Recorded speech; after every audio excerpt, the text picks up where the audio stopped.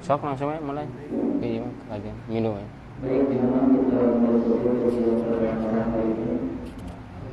Bismillahirrahmanirrahim. Assalamualaikum warahmatullahi wabarakatuh. Waalaikumsalam warahmatullahi wabarakatuh. Alhamdulillah rabbil alamin wa bihi nasta'in ala umuri din. Sallallahu alaihi sayyidina Muhammadin khatamil nabiyyin wa ala alihi wa sahbihi ajma'in. Wa la hawla wa la quwwata illa billahil aliyyil azim. Pertama-tama dan yang paling utama marilah kita panjatkan puji dan syukur kita kepada Allah Subhanahu wa taala yang maha melihat ini pada malam yang mulia ini kita berkumpul kembali dalam acara kajian Al-Quran kita. Sebelumnya para Islam senantiasa mendoakan kepada umat kita Nabi Muhammad Sallallahu alaihi wasallam. pada keluarganya,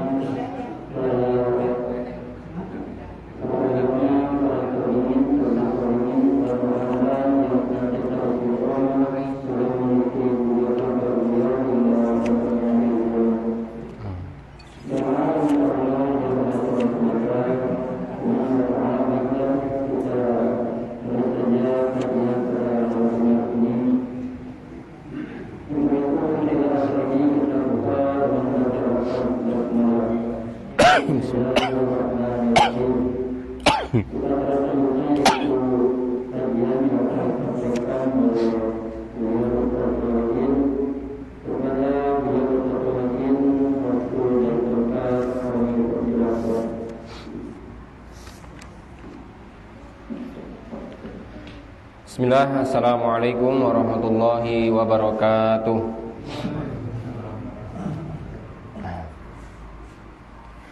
Alhamdulillahi rabbil alamin wa bihi nasta'inu ala umuri dunya waddin.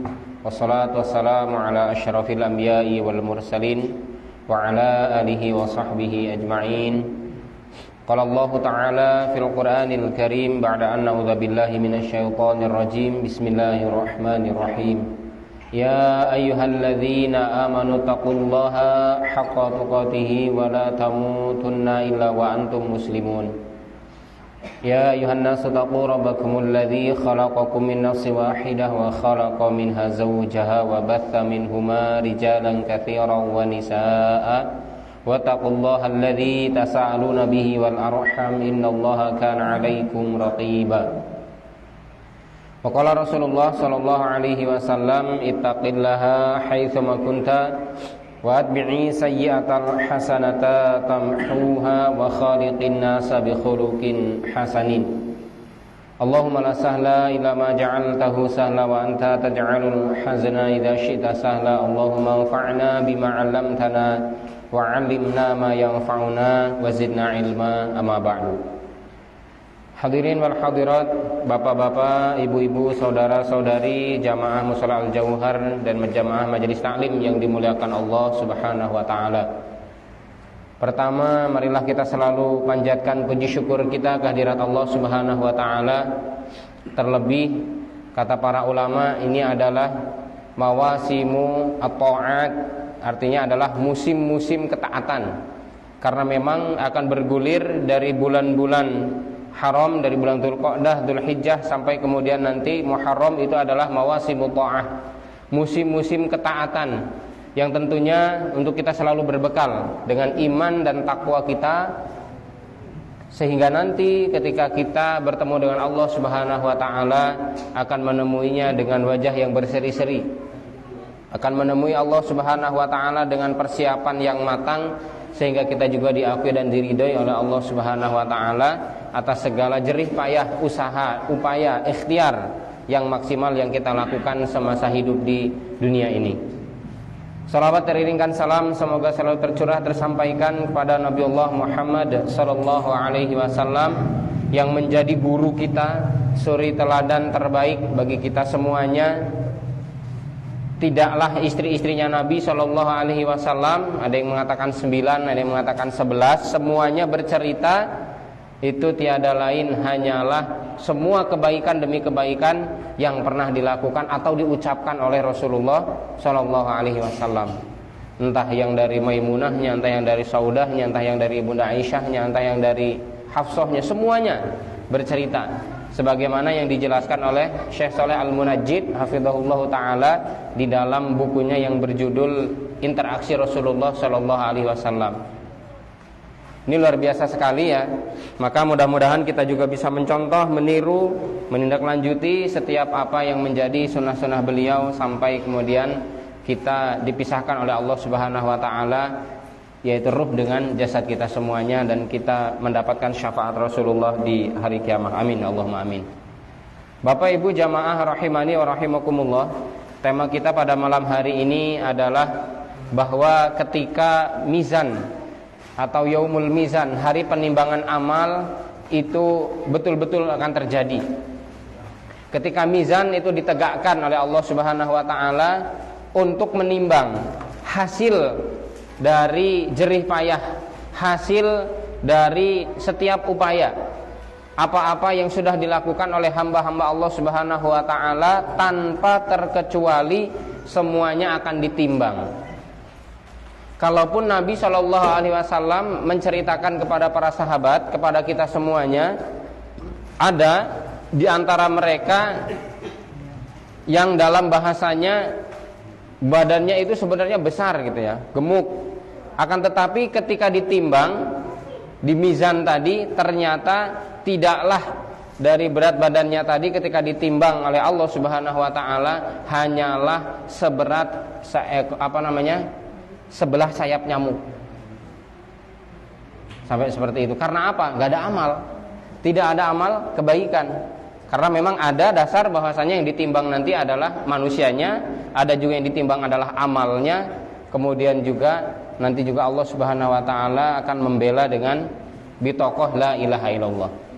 Ini adalah gambaran yang akan kita kaji pada malam hari ini. Jamaah rahimani wa rahimakumullah, sebelum beranjak ke sana, bahwa yang akan dihisab itu kemarin sudah kita bahas bahwasanya mereka-mereka ini akan diarad. Arad itu akan dikumpulkan semua.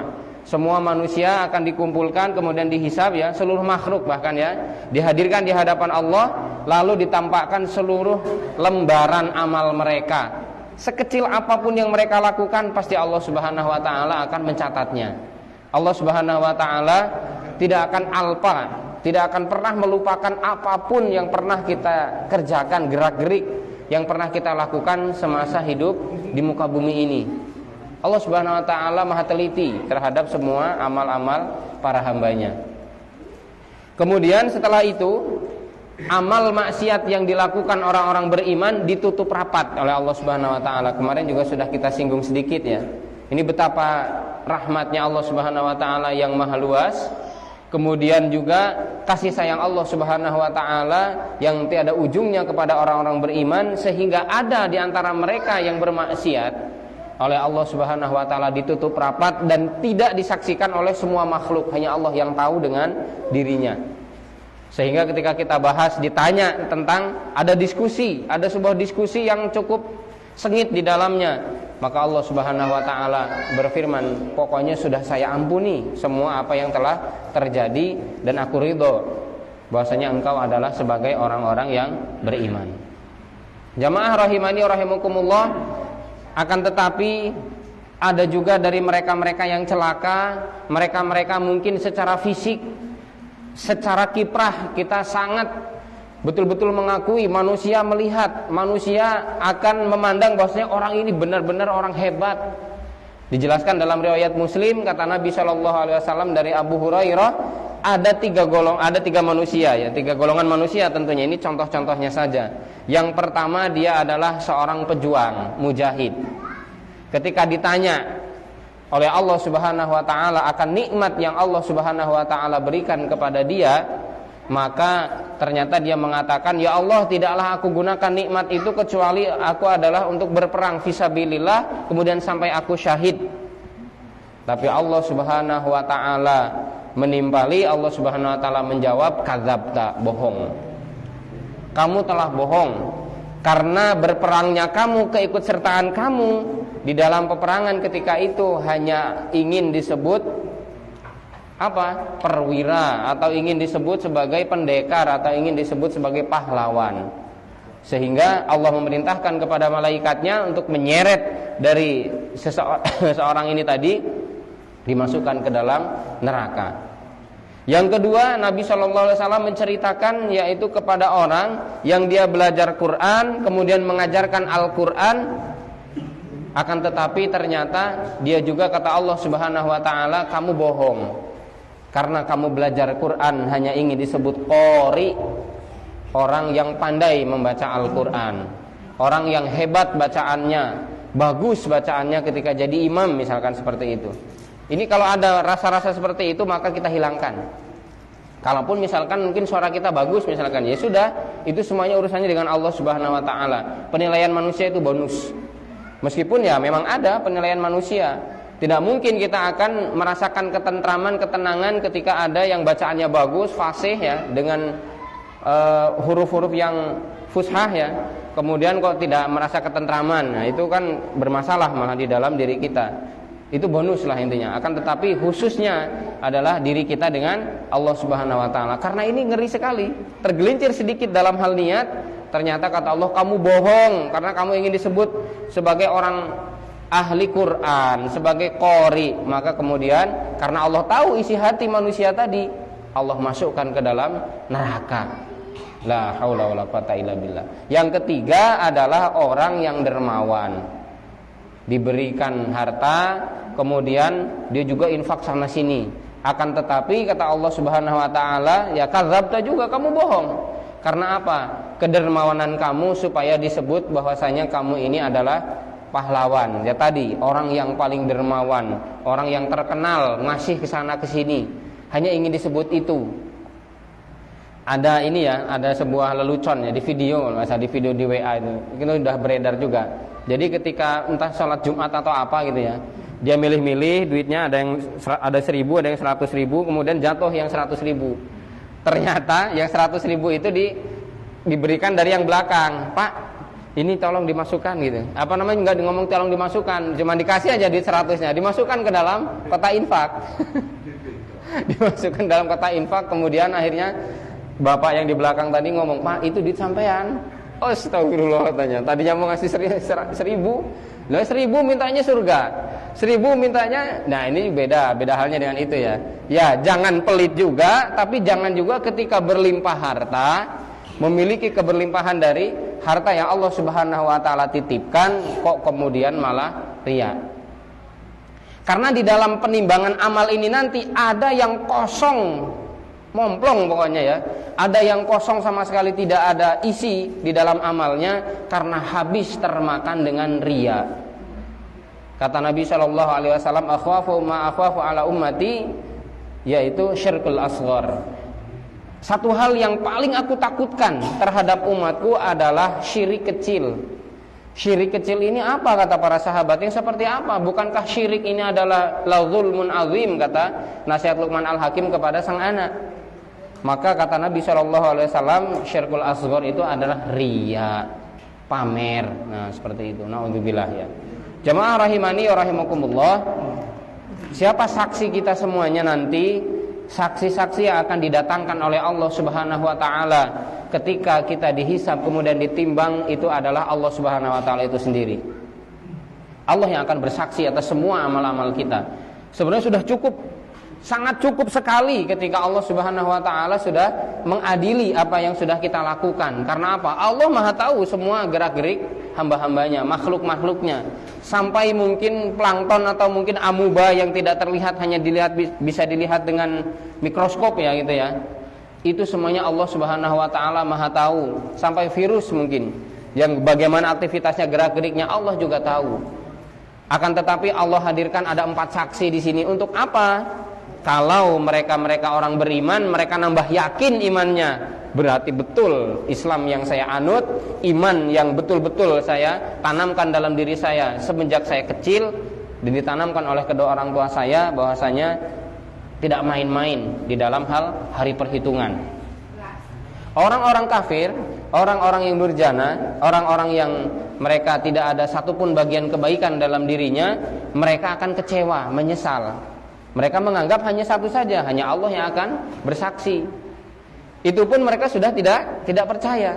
Akan tetapi ternyata Allah Subhanahu wa taala sebagai saksinya. Kemudian malaikat pun akan bersaksi. Malaikat akan bersaksi sebagaimana dalam surat Qaf di ayat yang ke-21 ini ya. Setiap orang akan datang bersama malaikat penggiring dan malaikat saksi. Yang ketiga adalah bumi. Kemarin sudah kita bahas sedikit di dalam surat Az-Zalzalah atau Az-Zilzal ya. Yauma idzin tuhadditsu akhbaraha bi anna rabbaka auhalaha. Yang mana yauma idzin tuhadditsu akhbaraha itu adalah yang pada hari itu semua akan berbicara. Semuanya akan bersaksi di hadapan Allah Subhanahu wa taala. Termasuk adalah kalau dalam ceramahnya Ustaz Adi Hidayat beliau menyampaikan HP yang kita pegang digunakan untuk maksiat atau digunakan untuk jalan taat, itu akan ditanya nanti oleh Allah Subhanahu wa taala. Artinya ditanya, dia akan bersaksi. Akan menjadi saksi kita semuanya ketika mulut itu dikunci, mulut kita dikunci, akan tetapi termasuk dalam hal ini adalah bumi akan menjadi saksi, seolah-olah menjadi saksi bisu ya, yang semuanya itu akan dipertanggungjawabkan oleh ya hamba-hamba Allah Subhanahu wa taala. Oh, kata HP, dia selama 10 tahun pegang saya, banyak dipakai untuk konten-konten dakwah, dengarkan ceramah-ceramah ustadz-ustadz, atau mungkin nge-share yaitu konten-konten yang memang berfaedah, atau mungkin dalam yang lainnya, oh banyak lagunya, banyak main-mainnya, cuman cekak cekikik ngabisin pulsa misalkan, atau ngabisin paket, atau mungkin yang lain. Nanti semuanya akan bersaksi di hadapan Allah Subhanahu wa taala. Dan yang keempat termasuk di dalamnya adalah anggota tubuh, kecuali mulut tadi yang sudah dikunci. Karena yang biasa berbicara lazimnya itu adalah mulut kita. Sekarang saya bisa berbicara karena apa? Karena memang ada kesempatan yang Allah Subhanahu wa taala berikan. Kita semuanya masih bisa berucap, dan itu dengan legal. Dan itu semuanya dengan sesempurna mungkin ucapan kita. Artinya sesempurna mungkin itu mungkin kalau ada yang serak-serak, penyakit itu biasalah ya. Artinya tidak dikunci, belum dikunci. Akan tetapi nanti orang-orang kafir terkhususnya, mereka akan dikunci mulutnya. Kemudian yang akan berbicara adalah selain dari apa yang telah Allah Subhanahu wa taala tetapkan tadi. Yang dikunci adalah mulutnya. Nanti tangannya akan berbicara. Kalau pezina, nanti yang akan berbicara adalah ya apa yang digunakan untuk berzina. Kemudian pencuri yang akan berbicara, kalau tangannya ya yang dipakai mencuri, ya tangannya akan berbicara. Ketika dia mengelak ke sana ke sini, seolah-olah mungkin kalau di ruang interogasi dia mengelak, menolak, sehingga kemudian mungkin hukumannya itu ringan. Akan tetapi di hadapan Allah Subhanahu wa taala semuanya tidak ada yang samar. Kamu korupsi berapa miliar nih ketika ini? Dia ngaku misalkan hanya 10 miliar, padahal ternyata sampai 1 triliun.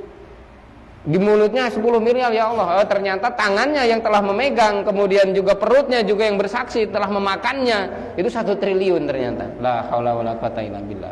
Itu gimana kalau sudah seperti itu? Sekarang mungkin ya kita semuanya masih bisa seolah-olah bebas. Tidak ada seolah-olah yang mengawasi.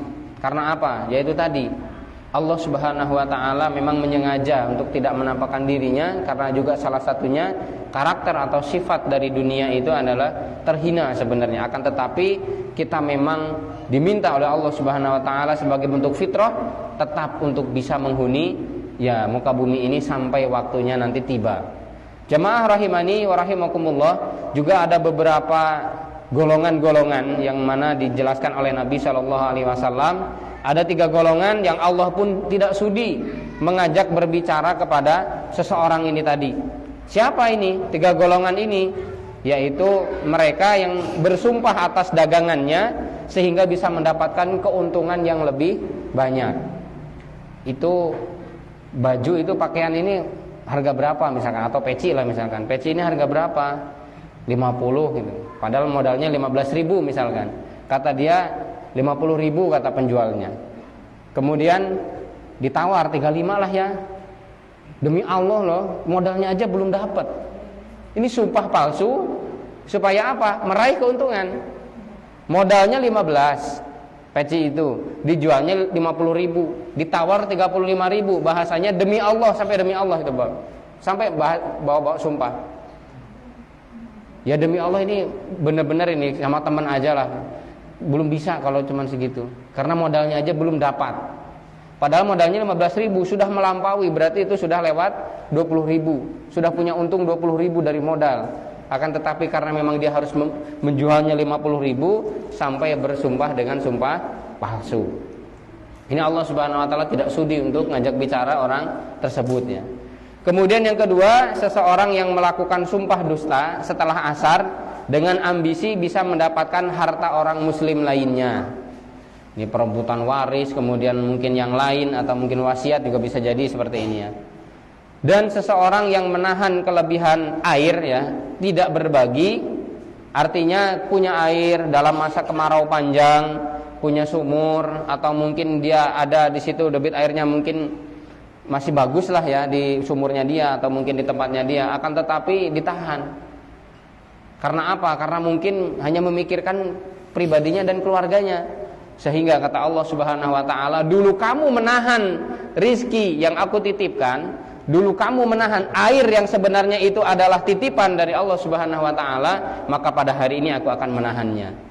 Bayangkan ketika orang kafir itu haus dengan kehausan yang tak terperikan, ternyata orang-orang beriman mereka kalau bahasa kita ciblon ya di telaganya Rasulullah Shallallahu Alaihi Wasallam.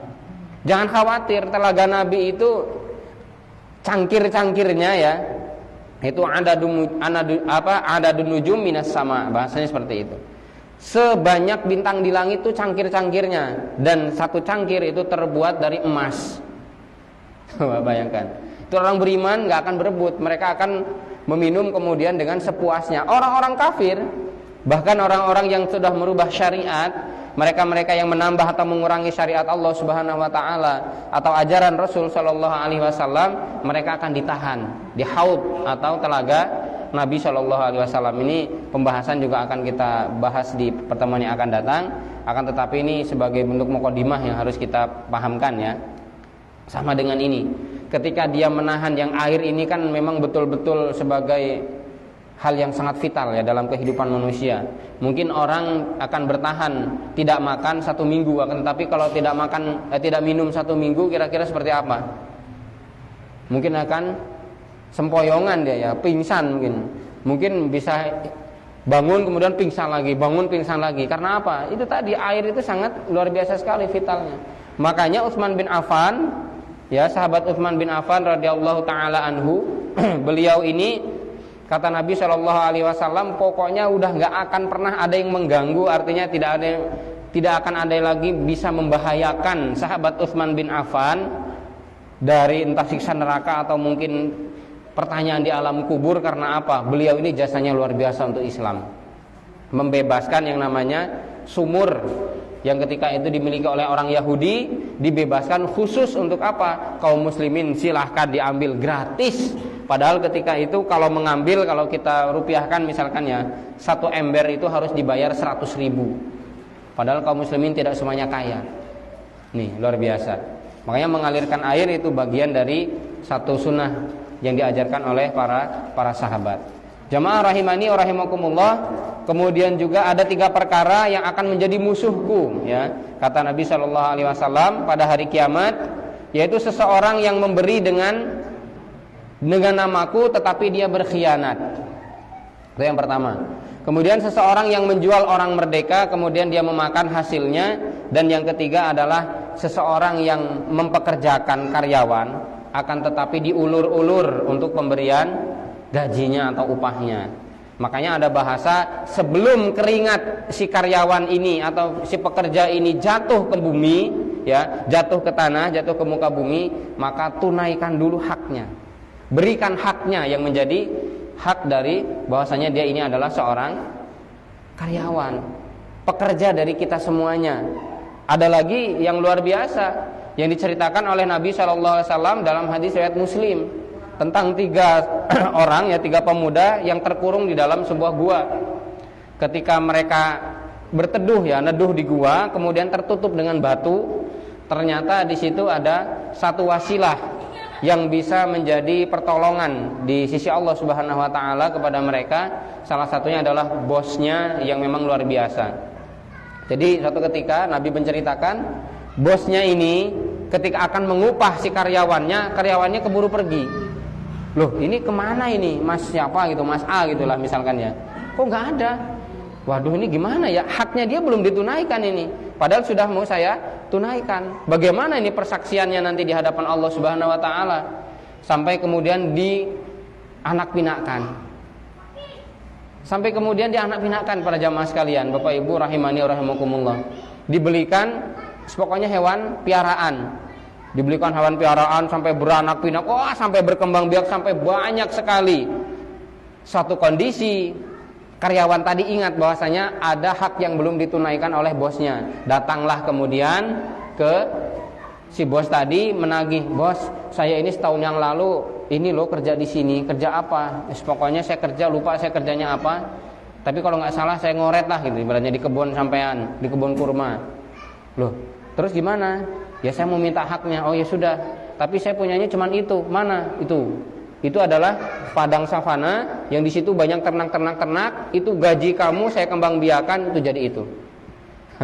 Makanya orang ini tadi dia berwasilah dengan amal solehnya, dengan memberikan tadi sebuah kepuasan kepada anak buahnya, lebih dari cukup bahkan ya, lebih dari upah yang diberikan, yaitu untuk apa? Supaya dia bisa bebas dari kurungan gua tadi, kemudian terbukalah batu tadi bergeser seret, kemudian mereka bebas dari kurungan yang kemudian mereka ini bisa leluasa untuk keluar. Jamaah rahimani wa rahimakumullah, inilah bagaimana kemudian Allah Subhanahu wa taala memberikan keadilannya baik kepada mereka yang soleh maupun kepada mereka-mereka yang fajir. Buku rapot kemudian diberikan. Kalau orang-orang baik, orang-orang soleh akan diberikan dari bagian sebelah kanan. Fama man utiya kitabahu biyamini, ya, dan siapapun mereka yang catatan atau buku rapotnya dari tangan kanan, maka itu adalah orang-orang yang baik. Nah, ini yang kita bahas adalah orang-orang yang buruk. Wa amma man utiya kitabahu bisyimali fayaqulu ha umqra'u kitabiyah. Nah, ini loh, catatan kamu ini buruk semuanya. Catatan rekor kehidupan kamu, kemudian track record kamu ini tidak ada baiknya. Ini makanya dari sebelah kiri, ada juga yang dari belakang, bahkan Allah sudah tidak sudi lagi untuk melihatnya, dilempar dari belakang. Dan nih terserah, ini adalah catatan kamu selama kamu hidup di dunia ini.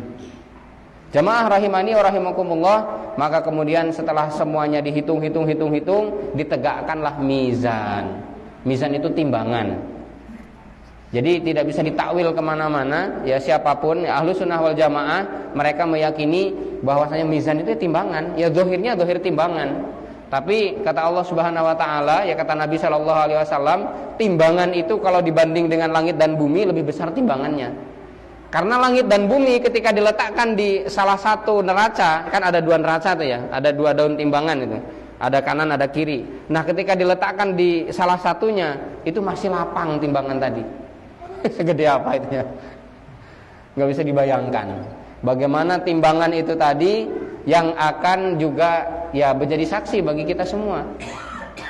Apakah amal kebaikan kita ini yang akan berat, kemudian apakah sebaliknya malah amal keburukan yang sebelah kiri kemudian yang akan lebih berat, kemudian amal kebaikannya terangkat.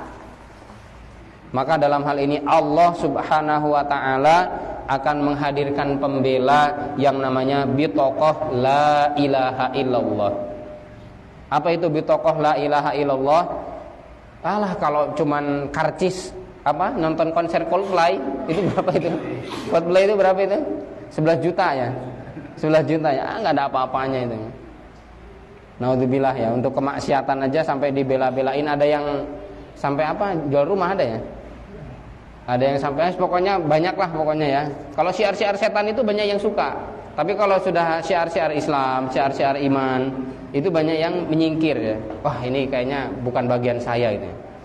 Ya cuman mau nonton Coldplay ya, padahal dia ini membawa misi LGBT. Kaum pelangi bahkan di situ. Bawa benderanya juga udah jelas-jelas itu Mejuku Hibiniu di situ. Nyanyiannya anak-anak TK ya. Kita lanjutkan. Nah, bitokoh la ilaha illallah ini ketika ditaruh ya di satu neraca yang tentunya sebelah kanan misalkan, kemudian ditimbang dengan langit dan bumi, maka niscaya akan lebih berat yang la ilaha illallah, karena tidak ada yang lebih berat kata Nabi sallallahu alaihi wasallam, yaitu kecuali lafaz Allah Subhanahu wa taala. Gimana caranya kita mendapatkan la ilaha illallah itu? Apakah instan? Apakah dengan menghafal-hafal dari semenjak sekarang, tidak perlu sholat, tidak perlu beramal kebaikan, tidak perlu kita mengingatkan tentang kebaikan, amal ma'ruf nahi mungkar, tidak perlu berdakwah, bahkan tidak perlu berjuang. Oh, ternyata itu semuanya mahal. Kalau dibandingkan dengan usaha-usaha kita, upaya-upaya kita para jamaah sekalian, sampai titik darah penghabisan pun, bahwa bisa dikatakan properti surga itu ternyata tidak ternilai harganya dengan upaya-upaya kita, tapi saking sayangnya Allah Subhanahu wa taala kepada hambanya, itu diberikan. Lah kita ini bisa apa loh sebenarnya? Syukur Allah yang memberi, sabar Allah yang memberi, apalagi tawakal Allah Subhanahu wa taala yang menguatkan. Kalau tidak ada Allah, kita ini bukan manusia apa-apa, nggak punya apa-apa kita. Wong kalau bahasa para kiai, para ustadz itu ya, wong kita ini adalah lahir telanjang, nanti juga ya pulang juga nanti akan hanya membawa kain kafan. Kontak mobil ditinggal, kemudian sertifikat tanah jadi ditinggal, atau mungkin aset-aset ruko-ruko juga ditinggal. Nggak mungkin ruko mau dimasukkan ke dalam kuburan ya, nggak mungkin. Yang ditimbang itu adalah amal kebaikan. Jadi termasuk juga tadi bobot juga akan ditimbang, hanya memang dalam beberapa versi ya. Nah, maka ketika mizan ini ditegakkan, tentunya kita sudah siap apa. Saya bukan kemudian mengatakan Anda sudah siap apa. Kita, saya dengan antum semuanya. Jadi kita, bukan kemudian lo aja, gua enggak gitu ya, enggak. Tapi kita semuanya sudah siap apa? Makanya di sini adalah pertanyaan besar kepada benak saya pribadi, juga adalah kepada para jamaah sekalian. Baik mungkin yang di sini maupun mungkin yang hadir secara online. Kita sudah siap apa untuk ditimbang nantinya? Sudahkah kita mampu untuk mengucap la ilaha illallah di akhir kehidupan, kemudian juga ditolong oleh bitokoh. Bitokoh itu kartu para jamaah sekalian. Kartu yang tulisannya la ilaha illallah, yang itu semuanya akan menandingi beratnya langit dan bumi ketika ditimbang di dalam satu neraca, kemudian la ilaha illallah di dalam neraca yang kedua. Jamaah rahimani wa rahimakumullah, maka tentunya kita harus betul-betul bisa mempersiapkan dengan sedini mungkin ya. Karena apa? Karena memang itu semuanya adalah sebuah fitrah, sunatullah yang Allah Subhanahu wa taala tegaskan, yang Allah Subhanahu wa taala jelaskan dalam Al-Qur'an, dan juga memang itu adalah ketetapan yang memang harus kita ikuti. Tidak boleh dipungkiri, tidak boleh tidak, semuanya akan melalui prosesnya. Semuanya akan melalui fase-fasenya. Makanya kalau dibayangkan dengan kehidupan kita di dunia semenjak kita lahir ceprot ya, sampai mungkin kita usia 100 tahun pun itu tidak ada apa-apanya dengan fase kehidupan nanti semenjak kemudian kita dikubur di liang lahat yang sempit seperti itu, kemudian nanti ada pertanyaan alam kubur, setelah itu ada alam akhirat dengan fase yang panjang sekali yang tentunya kita semuanya harus mengikutinya satu persatu, menunggu dengan saling harap-harap cemas. Betul itu. Ketika Allah Subhanahu wa taala menimbang satu persatu kita semuanya, jangan kemudian mengatakan kok Allah enggak repot ya, miliaran manusia kok ditimbang sendiri gitu ya. Oh, itu urusan Allah Subhanahu wa taala. Kita enggak perlu mikir ke sana. Yang penting amal soleh kita harus lebih berat daripada amal yang keburukannya. Bahkan mungkin semuanya berat, semuanya amal soleh semuanya. Kalaupun memang ya bisa dikatakan namanya manusia biasa, itu adalah mahlul khata' wa nisyan. Kan tetapi dengan taubat kepada Allah Subhanahu wa taala, maka insyaallah semuanya akan bisa memenuhi kebaikan-kebaikan yang nanti akan ditimbang di sisi Allah Subhanahu wa taala. Bahkan Allah berfirman dalam hadis qudsi, orang yang tidak sengaja ikut taklim pun, kok ada orang lewat, kok ternyata terdengar ada kajian ilmu, datang dia, Allah ampuni dosanya. Itu enggak sengaja itu. Tidak sengaja kemudian hadir, apalagi meniatkan dari rumah meniatkan bahwasanya mulai dari pagi pokoknya saya akan mengcancel semua kegiatan, insya Allah tiap malam Jumat saya akan hadir di Musola Al-Jauhar untuk bareng-bareng ngaji. Itu luar biasa sekali. Yang diniatkan apalagi? Lah orang yang tidak sengaja saja Allah Subhanahu wa taala akan mengampuninya, coba bayangkan.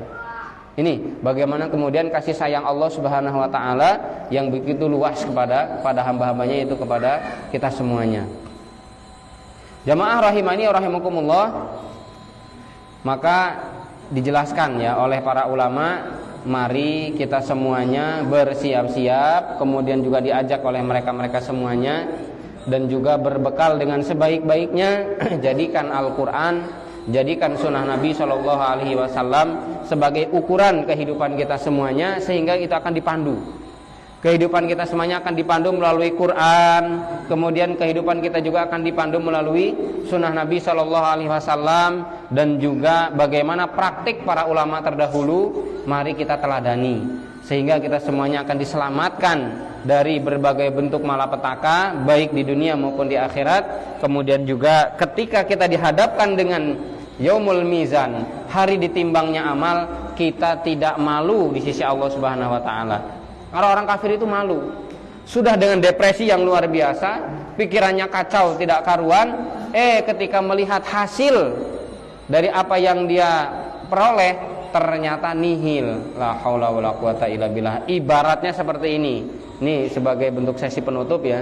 Ibaratnya kita ini menjalankan dagangan orang. Ketika kita menjalankan dagangan orang, modal pas-pasan, kemudian di tengah jalan, lewat jalan yang ngeronjal lah mungkinnya, jalan yang berliku, kemudian juga jalan yang rusak, pecah ban, barang belum laku, kemudian juga pecah ban, tekor, tombok, sampai sana ternyata air radiatornya kering, belum dicek, sampai kemudian menguap, malah meledak ibaratnya ya ininya. Ternyata sampai rumah diajak totalan oleh bos. Udah jatuh tertimpa tangga, itu seperti itu. Itulah ilustrasi orang-orang kafir ketika nanti dia akan menghadap Yaumul Mizan atau hari ditimbangnya amal oleh Allah Subhanahu wa taala. Dia berusaha, katanya sudah yakin bahwasanya dia akan mendapatkan kebaikan demi kebaikan, ternyata di sisi Allah Subhanahu wa taala kosong. Tidak ada satupun ternyata yang akan dibawa kebaikan yang dia anggap bahwasanya itu adalah dari Allah Subhanahu wa taala, ternyata oleh Allah Subhanahu wa taala tidak dianggap. Jamaah rahimani wa rahimakumullah, sudah Isya ya? Sudah azan tadi ya? Ya. Baik jamaah rahimani wa rahimakumullah, demikian kajian kita, yaitu tentang bagaimana ketika mizan ditegakkan yang menjadi satu bentuk ya sunatullah ya, itu adalah proses bagaimana manusia semuanya akan mengalami itu. Kemudian juga mari kita siap-siap sedini mungkin, jangan kemudian terlalaikan dari yang namanya mengingat akhirat, dan juga kita bersama-sama saling mendoakan. Apalagi doa orang yang dari kejauhan itu adalah mustajabah, kan Allah Subhanahu wa taala kabulkan. Demikian apa yang dapat saya sampaikan, semoga ini menjadi pengingat diri dan juga bagi kita semuanya menjadi pelajaran berharga, dan semoga Allah memberikan kekuatan untuk kita banyak bersiap-siap dan banyak beramal soleh. Amin, Allahumma amin. Saya kembalikan kepada pembawa acara, mungkin kiranya ada tanya jawab atau ditutup, saya kembalikan kepada beliau. Wassalamualaikum warahmatullahi wabarakatuh.